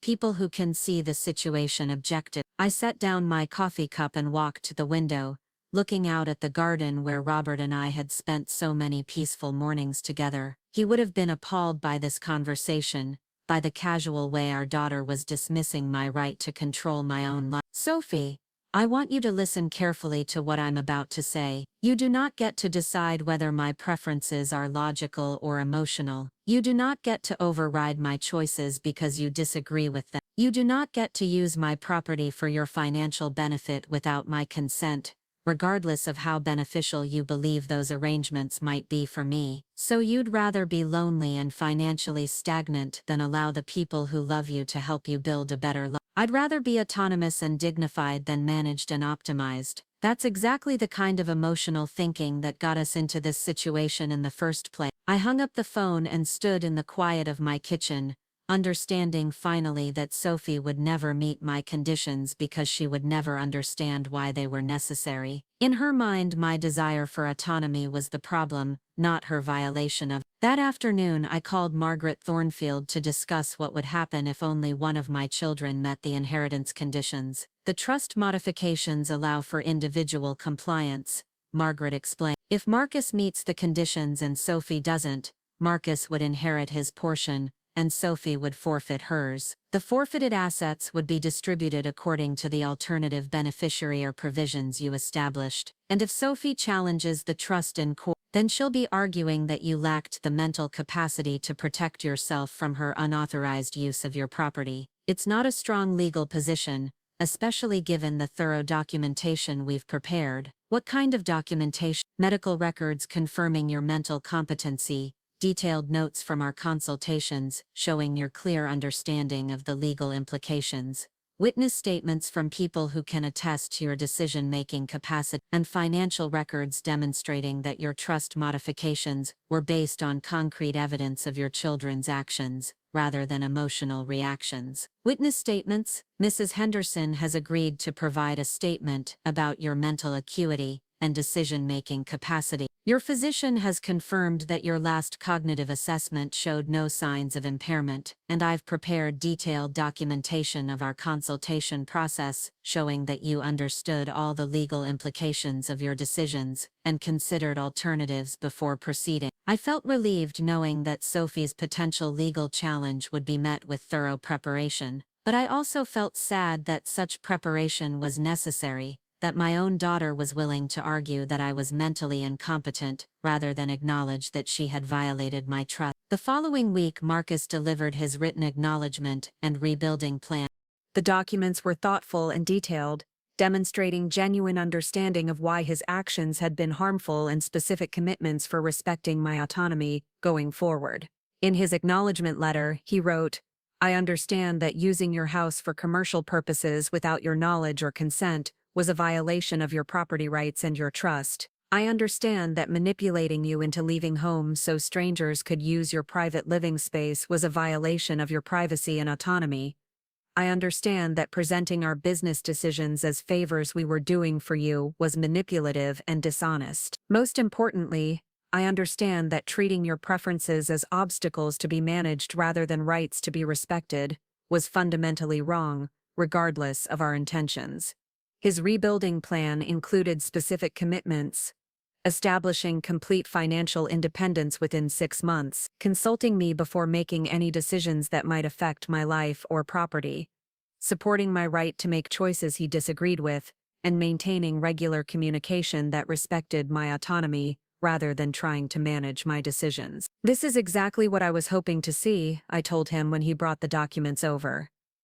"You understand that this isn't about the money, it's about respect. I do understand that now. And Mom, I want you to know that even if the inheritance weren't a factor, I'd want to rebuild our relationship on these terms. I don't want to be the kind of person who manages other people's lives for their own good." "What changed your perspective?" Marcus sat down at the kitchen table and looked around the room where he'd grown up.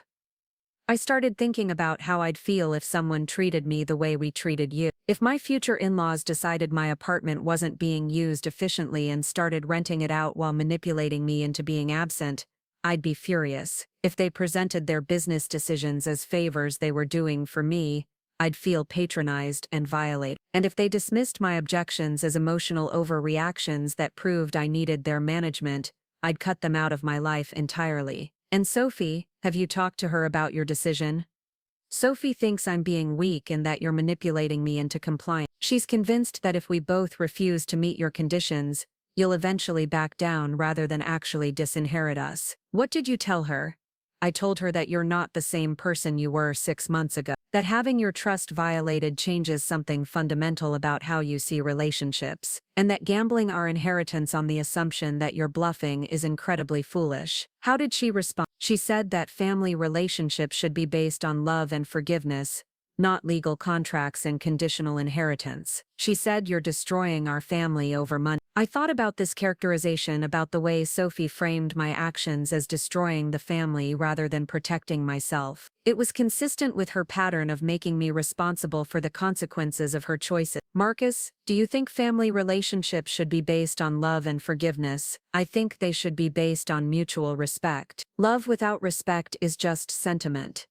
Forgiveness without accountability is just enabling." 2 weeks before the 60-day deadline, Sophie made one final attempt to change my mind. She arrived unannounced on a Saturday morning, carrying flowers and wearing the kind of dress she knew I'd always liked on her. "Mom, I've been thinking about our situation, and I want to propose a compromise." I let her in, though I was wary of what kind of compromise she might have in mind. "I'm willing to acknowledge that we made some mistakes with the Airbnb situation. I'm willing to provide financial accounting and even pay you back for any income you feel should belong to you. But I can't write the kind of acknowledgement letter you're requiring, because it would essentially be admitting to wrongdoing that could have legal implications." "What kind of legal implications are you worried about?"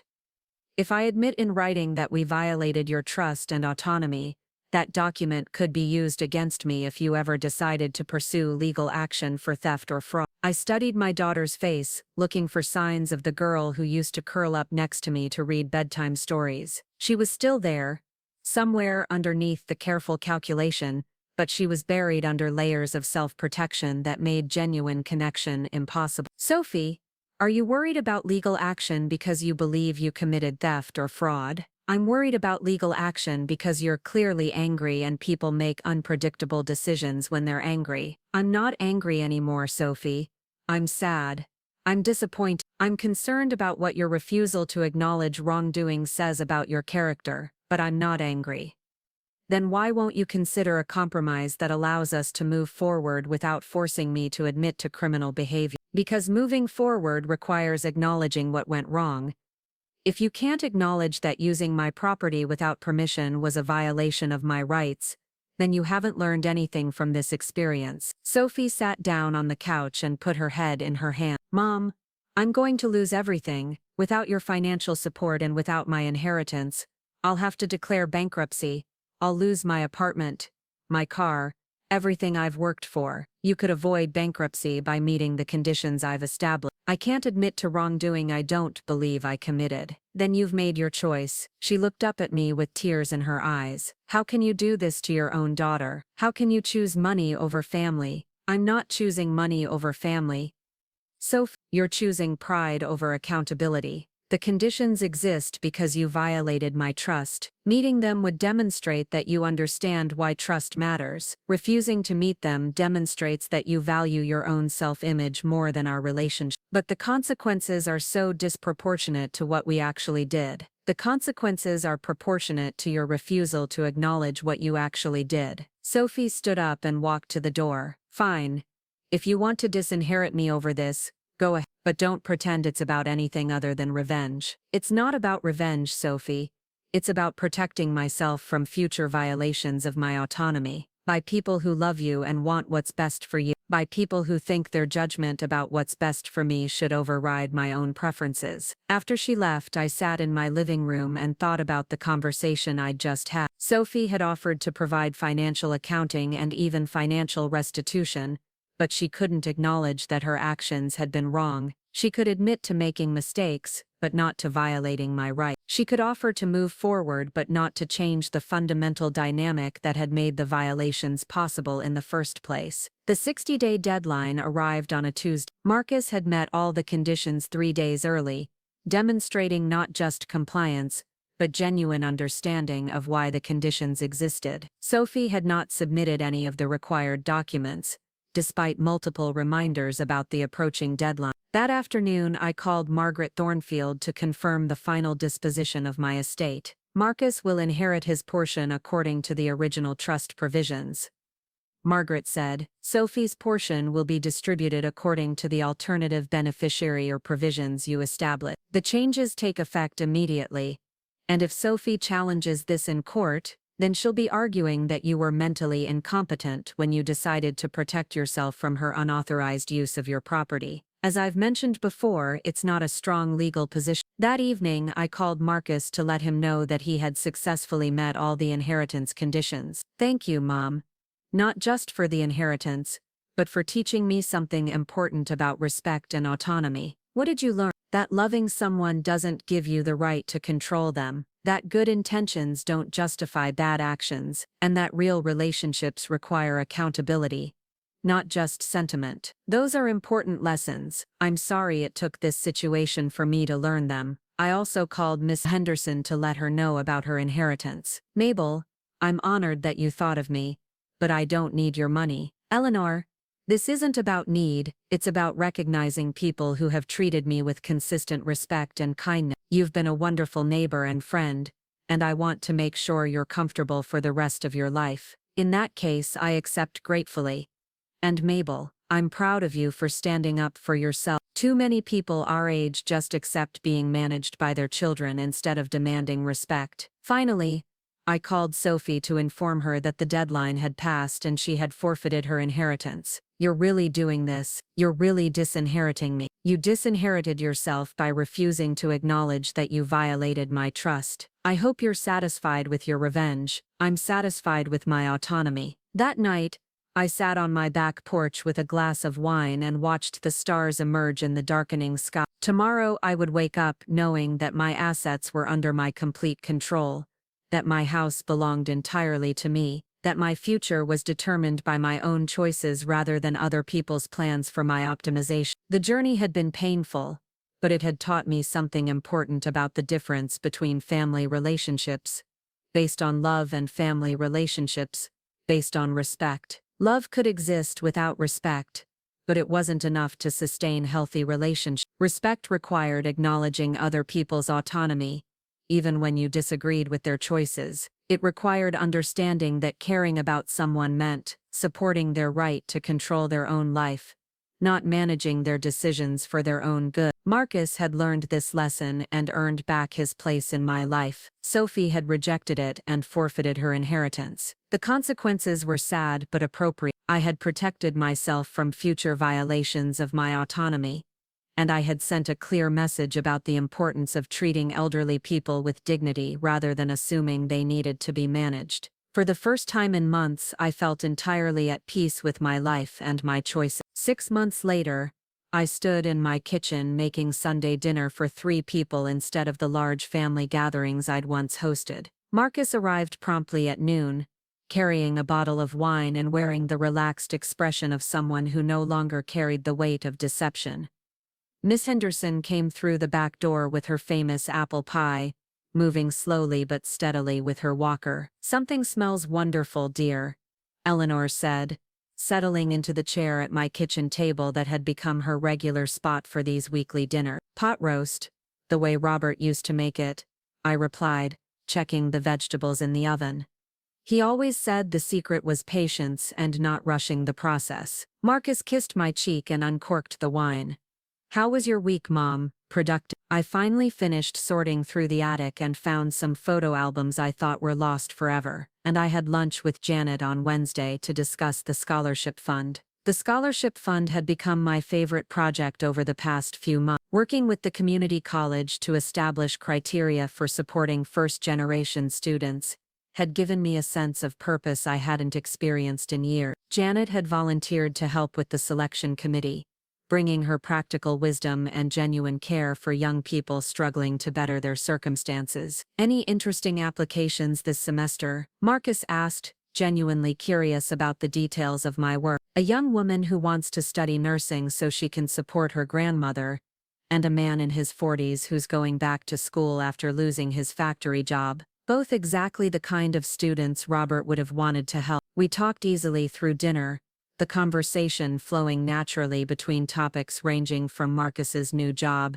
to Eleanor's garden, to my plans for redecorating the guest bedroom. There was something peaceful about these gatherings, something authentic that had been missing from our family meals when every interaction carried the undercurrent of financial dependence and unspoken expectations. "Mom, can I ask you something?" Marcus said as we cleared the dinner dish. "Do you ever hear from Sophie?" I paused in stacking the plates, considering how to answer. "She calls occasionally, usually when she's having financial difficulties and hopes I might have changed my mind about the inheritance." "How do you handle those conversations?" "I listen if she wants to talk about her life, but I don't engage when she tries to relitigate the trust modifications. She's made her choice and I've made mine." Eleanor spoke up from her seat at the table. "That girl brought this on herself, Mark. Your mother gave her every opportunity to make things right." "I know," Marcus said quietly. "I just feel guilty sometimes that I met the conditions and she didn't. Like I abandoned her or something." I set down the dishes and turned to face my son. "Marcus, you didn't abandon Sophie. You chose accountability over denial. That's not betrayal. That's growth. But she's struggling financially. She had to move back in with her college roommate, and she's working 2 part-time jobs just to cover basic expenses. Those are the natural consequences of her financial choices over the past several years. My supporting her would just enable her to continue making poor decisions without learning from them." Marcus nodded, though I could see he still carried some guilt about his sister's situation. She blames you for destroying our family. Sophie destroyed trust within our family when she decided that her judgment about my best interests was more important than my own preferences. I simply responded to that destruction by protecting myself from future violation. Eleanor reached over and patted Marcus's hand. Your mother is right, dear. Some people learn from consequences and others just resent them. You can't control which category your sister falls into. After Marcus and Eleanor left, I sat in my living room with a cup of tea and reflected on how much had changed since that afternoon when I'd discovered strangers sleeping in my bed. The house felt different now, more settled somehow, as if it had finally exhaled after months of holding its breath. Every room belonged completely to me again, filled with my choices and my routines and my peace. The phone rang, interrupting my thought. I glanced at the caller ID and saw Sophie's name. I considered letting it go to voicemail, as I had with several of her recent calls, but something made me answer. Hello, Sophie.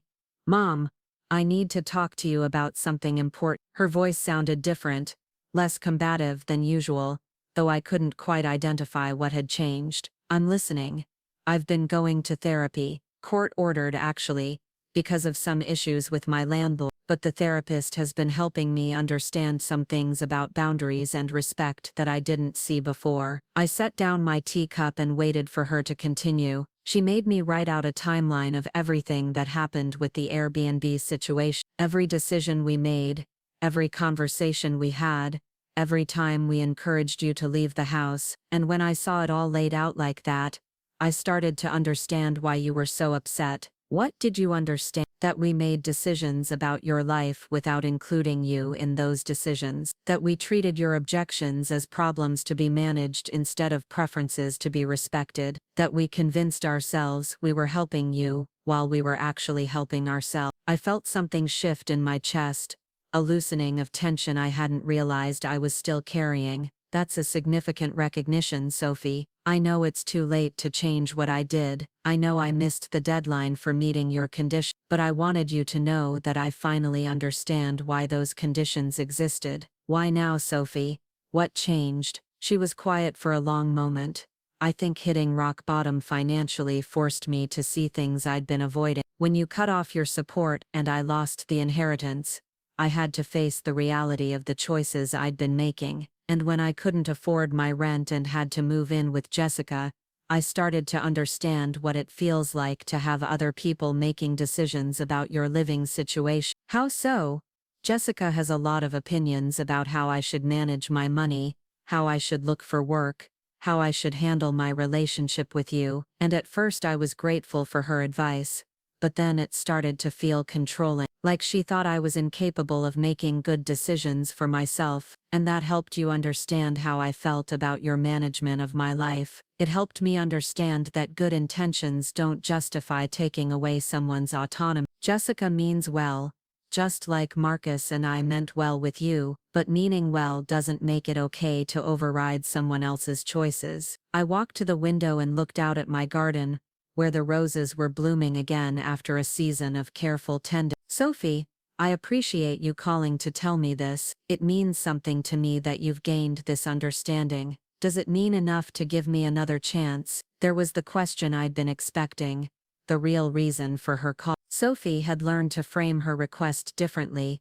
but she was still asking me to reverse the consequences of her choices. Another chance at what, specifically? At meeting your conditions, at proving that I understand why respect matters, at being part of your life again. I thought about the 6 months that had passed since the deadline, about the peace I'd found in relationships based on mutual respect rather than financial dependence, about the projects and friendships I'd developed when I wasn't constantly managing other people's expectations of my generosity. Sophie, the inheritance conditions aren't in effect anymore. The 60-day deadline passed, and the trust modifications are permanent, but that doesn't mean we can't rebuild our relationship on different terms. What kind of terms that acknowledge what happened and focus on moving forward with clear boundaries. Terms that don't involve money or inheritance, just the basic respect that should exist between any two adults. I'd like that.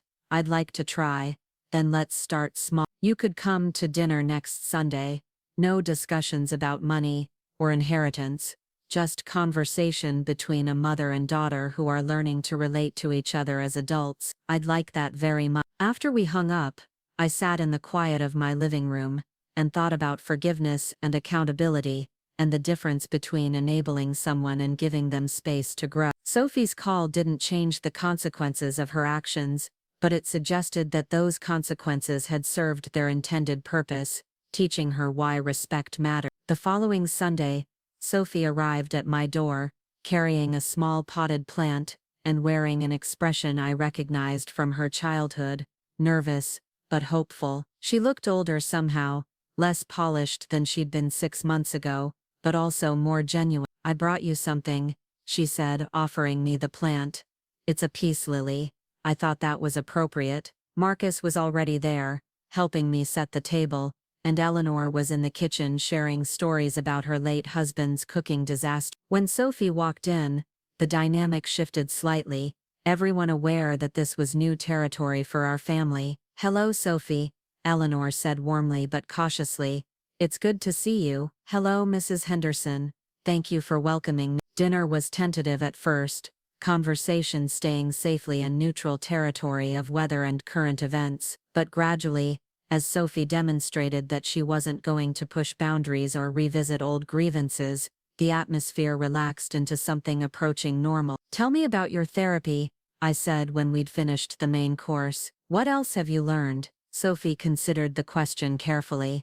"I've learned that I have a pattern of assuming I know what's best for other people, not just with you, but with friends, coworkers, even strangers. I think I do it because it makes me feel competent and needed, but it's actually pretty arrogant." Marcus nodded.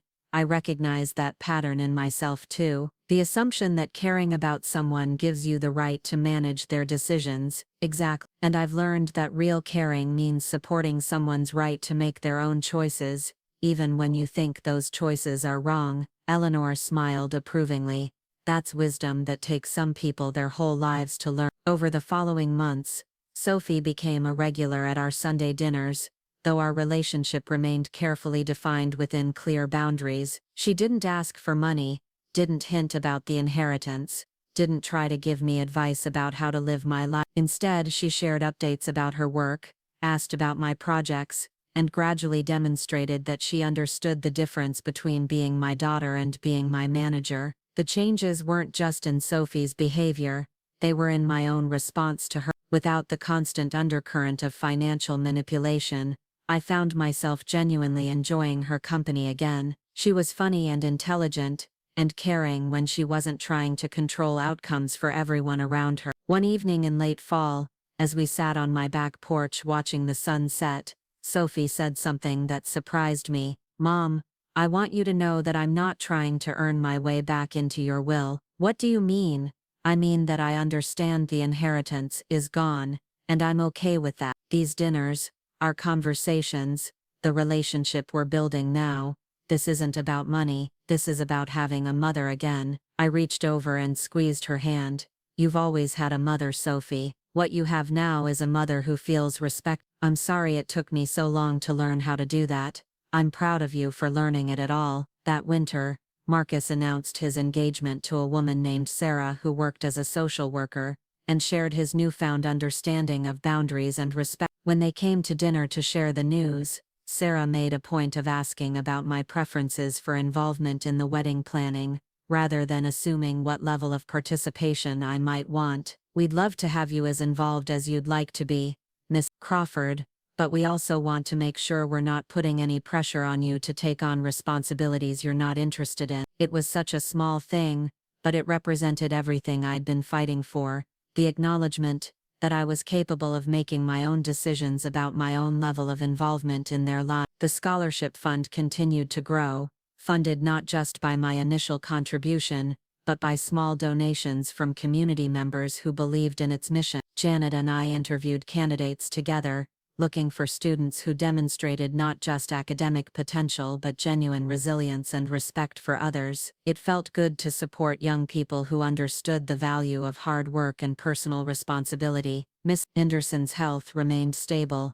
and she became a cherished fixture at our family gatherings, offering wisdom and perspective that enriched all our conversation. Her presence also served as a reminder of the kind of relationships that were possible when they were based on mutual respect rather than financial dependence or family obligation. On the first anniversary of discovering the Airbnb scheme, I found myself reflecting on how much had changed in 12 months. I'd learned to distinguish between people who cared about me and people who wanted to manage me. I'd discovered that setting boundaries, even painful ones, could ultimately strengthen relationships by forcing them to be based on genuine respect rather than just habit or obligation. Most importantly, I'd reclaimed my sense of autonomy and dignity. I no longer felt like someone whose preferences were obstacles to be overcome, or whose choices needed to be improved by wiser minds. I felt like a complete person whose judgment was respected, and whose autonomy was protected. The house on Maple Street remained mine in every sense of the word,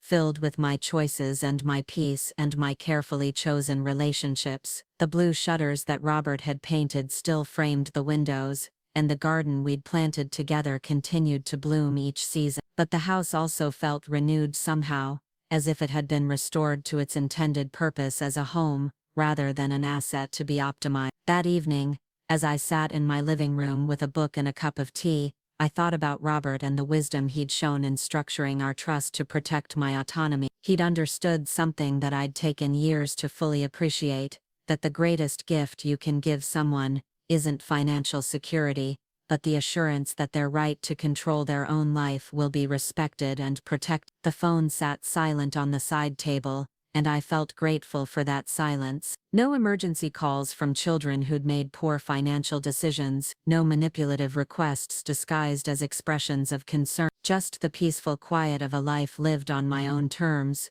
surrounded by people who understood that love without respect is just sentiment, but love with respect is the foundation of genuine relationship. Up next, you've got 2 more standout stories right on your screen. If this one hit the mark, you won't want to pass these up, just click and check them out.